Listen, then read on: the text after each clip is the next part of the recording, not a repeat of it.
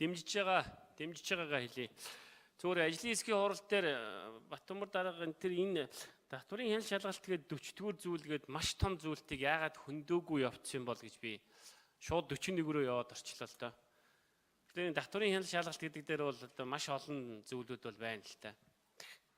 Татврын хяналт шалгалттай холбоотой олон асуудлуудыг энд хөндөөгүй. Зүгээр татврын хяналт шалгалттай холбоотой давуу зүйлүүд бол байгаа. Ер нь бол өмнөх хуулиасаа бол хамаагүй сайжирсан 80-90% дэмжиж байгаа гэдгийг бас энэ дашрамд хэлье. Зүгээр сайжруулах гэж л олон зүйлүүдийг хэлж байгаа. Түүнээс биш зүгээр нэг аргаа бараад нэг камерт харагдах гэж зурагтаар гарах гэж үг хэлээгүй шүү. Зарим хүмүүс тэгээд ах шүү. Тэр одоо сайжруулах гэж л үг хэлж байгаа. Тэгэхээр 40-р хуулийн дээр 40-р зүйл дээр татврын хяналт шалгалт хийх гэдгийг огт хөндөөгүй байгаа. Ер нь гэхдээ би зүгээр юу хэлж байгаа юм гэхээр татврын хяналт шалгалтыг давхардуулан хийж болохгүй шүү гэж л одоо хэлж байгаа юм.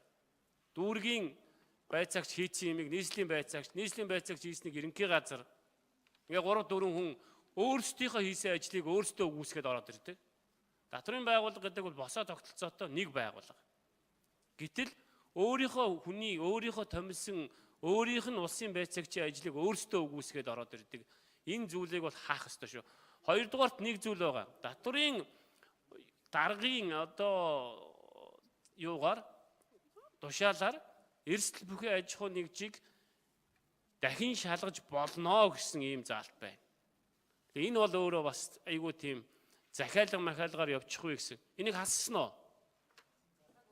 Хассан уу тий? Баярлалаа. Би тэгтээ дараа нь одоо бас нэг үг авал энэ сайн заалтуудыг бас хэлж өгнө. Энэ сайн заалтууд бол зөндөө байгаа. Хэлж өгнө гэж би магтаж хэлье гэсэн. Сайн заалтуудын 30 минут ярил л та дараа. Баярлалаа.